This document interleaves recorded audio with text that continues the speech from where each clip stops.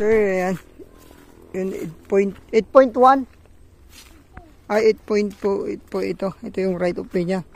So, 6 meters wide. Ang luwang. Tapos barangay road na siya. Power line, internet. Tapos, ang water source dito, deep well. Deep well pa lang po. So, maluwang po. Kasya po yung truck. Dump truck. Umpisa na ba dito? Ang ano, ayan yung muhon. Palaw. Paganyan. So, ito may right of way. 8.2. Title property. Tapos, updated tax. Yung Tapos yun na rin yung buon na isa. So napakaluwang po ng kanyang right of way. Yung papasok dito sa property. Ito po yung property. Right of way. Papunta doon. Umpisa na ba dito? Tay? Ate? Ito, hindi na pa. Ito. Umpisa na daw dito po yung property natin. Kasi ito po, lupa na nila. So, kunti lang. Sabihin na natin 10 meters dito pa na sa property. Ayan, may power line na rin. Kasi ito fish pan. May fish pan po dyan na maluwang. Ito po, hindi po yan kasali. Doon po ang umpisa ng property dito sa kanan. Ulitin ko po, dito tayo sa bayan ng Kuya po. 8.2 hectares po ito. From Provincial Road. Malapit lang po ito. Mga sabihin na nating 7 minutes. Ito ang ganda po, laki po ng fish pan natin. Opo. Ito yung fish pan hanggang dun.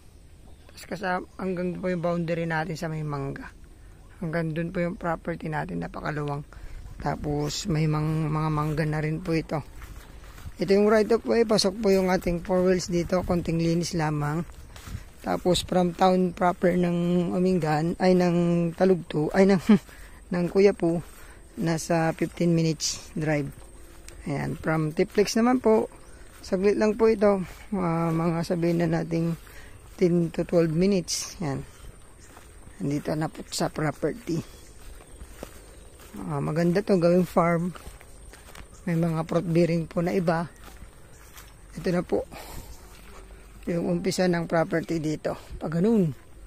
Tapos ito na. May mga puno na po.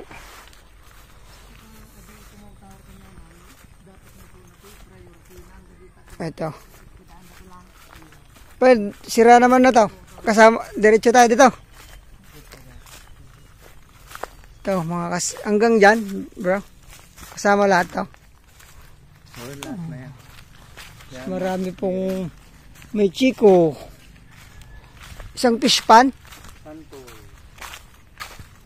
Tingnan po natin yung mango farm. 50, bro. Sir, 50. 50 plus. Tara, pasilip natin yung mango farm. Ayan, dito tayo sa may bahay nila dati. Ito, may mga fruit bearing trees dito. May power line dito eh. Kaso iwan muna natin kung ito. Pwede pa, maluwang. No. Ilang kwarto kaya to?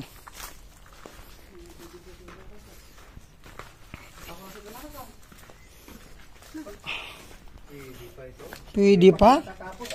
Ayun, may tara, sa loob. Yung bahay nila. Sayang. Pero pwedeng ipagpatuloy. May CR na rin po. Tanggalin na yung pagmakahoy. Pero kung gusto nyo, kahoy pa rin. Pero trusses na. Kap? Oo. Ang luwang pala Ang laki. Ang luwang. 3 kwarto. May isa pa dito. Padlock. Excuse. Hindi ka tata. Ayan ang lilim dito, mga sir.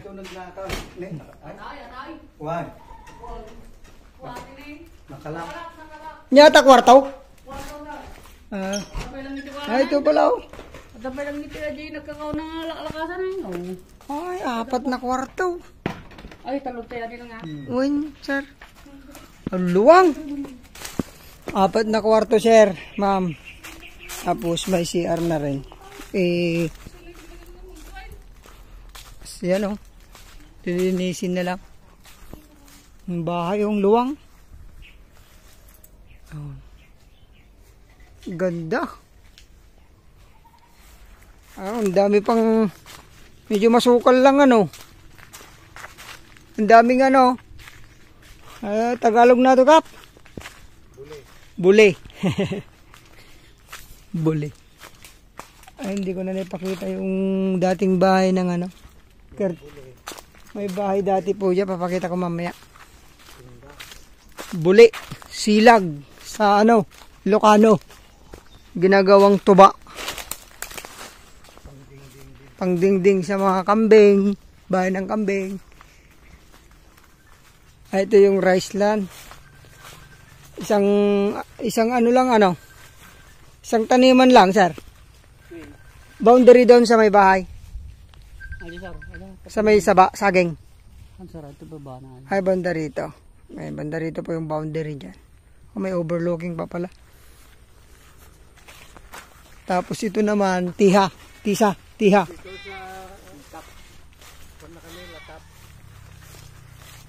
Ayan po.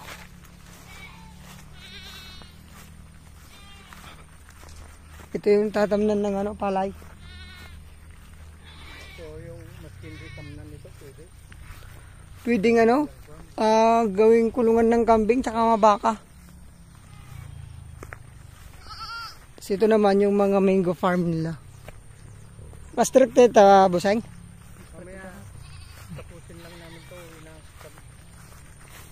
Ito. May mga chiko pa. Ito po yung mango farm niya. Ayan po. Hindi pa naman matanda yung mga mangga.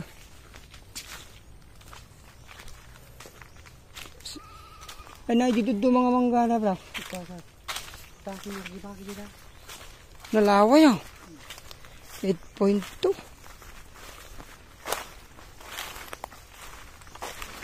Kung may pumapasok na ano dito, ako liglig. Ay, ibang manggaw. Try natin doon sa dulo. Native po ito, native. 50.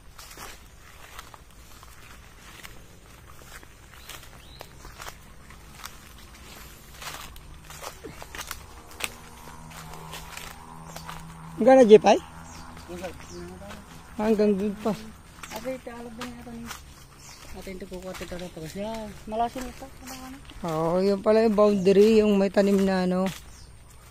May tanim po na Madre Cacao. Ganun doon. Diretso doon sa may mga mangga. Tara. Maluwang, no? Sarduilas, dami. Ayan, ito pa yung ibang mangga, siniguelas.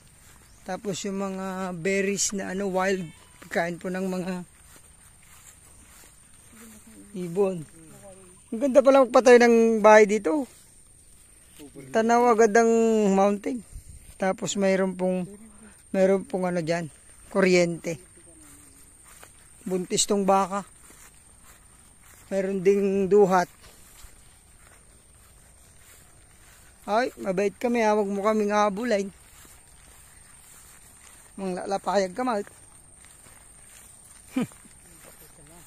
Buntis ng baka, kambing, manok, mga heritage chicken. Lapit ng ano, provincial road. Dito po tayo sa ibang mga mangga. Hopya! Oh.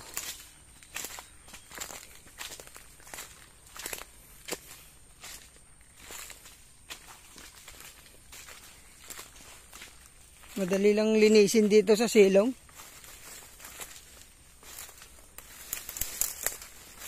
Ito po. Mga mangga. Maraming siniguelas.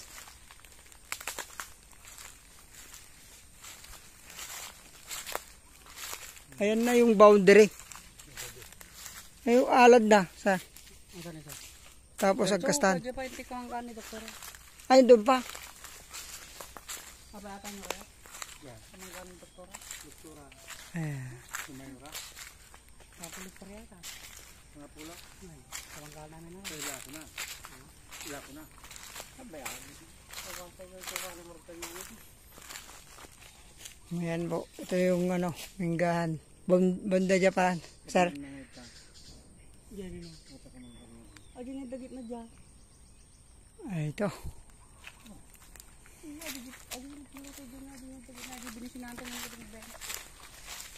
So, ito po yung mango farm dito sa dulo. Nasa dulo pala. Ulitin ko po. Ano, sir, 8.2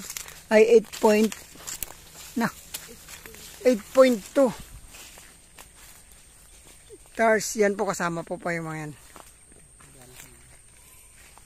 Nasukal.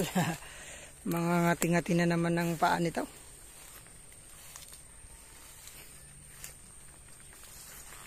Okay. Ayun, kasama pa po yung mga kawayan na yan.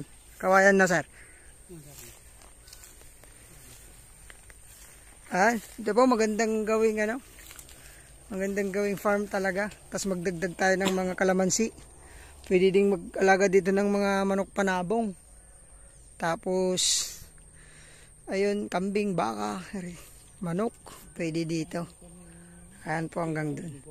So, 8.2 ang asking price ni seller dito, 9 million. Sagot niya po ang capital gains. Siyempre, 5%. Ayan, direct tayo sa seller. Pwede nating ano, sir, kausapin agad.